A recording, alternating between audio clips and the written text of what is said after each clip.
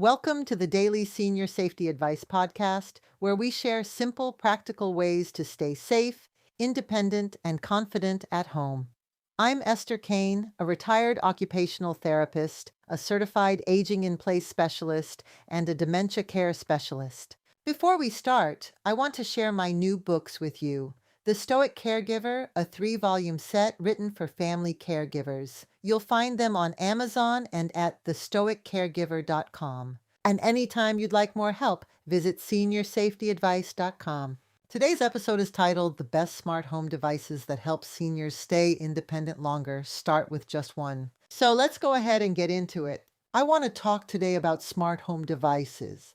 And I already know what some of you are thinking. I don't need a robot in my house. I understand. That phrase, smart home, sounds like something for teenagers. It sounds complicated. It sounds expensive. And honestly, it sounds like one more thing that could go wrong. So let me take all that off the table right now. A smart home device is just a helper. That's it. It's a lamp you can turn on without getting up. It's a doorbell that lets you see who's outside without walking to the door. It's a little speaker that reminds you to take your pills at 9 o'clock every single day without ever getting tired of asking. None of that is futuristic. It's just fewer steps between you and what you want to do. Now, let's clear up a few things people worry about. The first is it's too complicated for me. Here's the truth. The setup can be a little fussy. I won't lie to you. But using it is usually just talking out loud or pressing one button. The hard part happens once. The easy part happens every day after that. The second worry is it's too expensive. Some of these things are surprisingly inexpensive. A smart plug costs less than dinner out, and I'd ask you to compare it to what one fall in the hallway costs, not just in money, in confidence. The third worry, and this is a real one, is it listening to me? That's a fair question, and I'll come back to it. And the fourth one I hear is I don't want a machine replacing my family. It doesn't. A device can't hold your hand. What it can do is handle the small stuff, so your family visits are about visiting instead of chores. Now, here's something interesting. In all my years as an occupational therapist, walking into people's homes, I was never really looking at the person.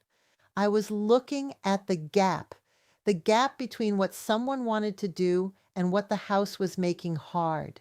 That's exactly what these devices are good at, closing gaps. So let me walk you through the ones I'd point a family toward first. The first is a voice speaker or smart display, the kind you talk to. You can ask it to call your daughter, hands-free from across the room. You can ask it for the weather before you decide to walk outside.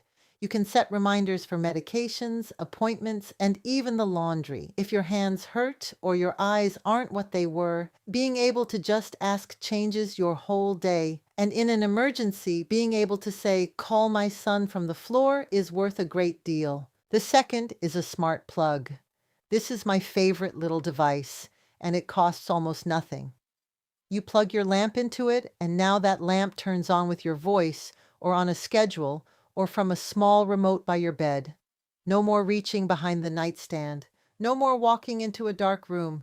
Dark rooms are where falls happen, and this quietly fixes that.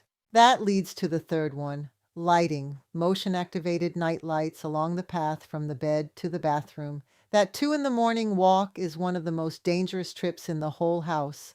Lights that come on by themselves take the guesswork out of it. Fourth is a video doorbell. You can see and speak to whoever is at your door without rushing to open it. That matters for two reasons. You're not hurrying, and hurrying causes falls.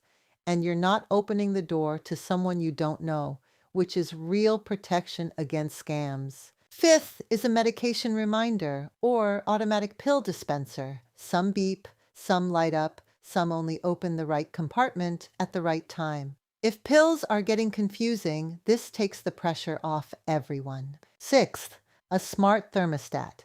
As we get older, our bodies don't sense heat and cold the way they used to.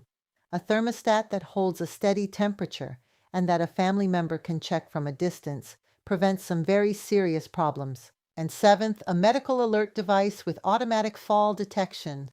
Modern ones are worn on the wrist or around the neck, and many now call for help even if you can't press the button. Now, let me give you the practical part, because this is where people go wrong. Please don't buy 7 things at once. Pick one and pick the problem before you pick the product.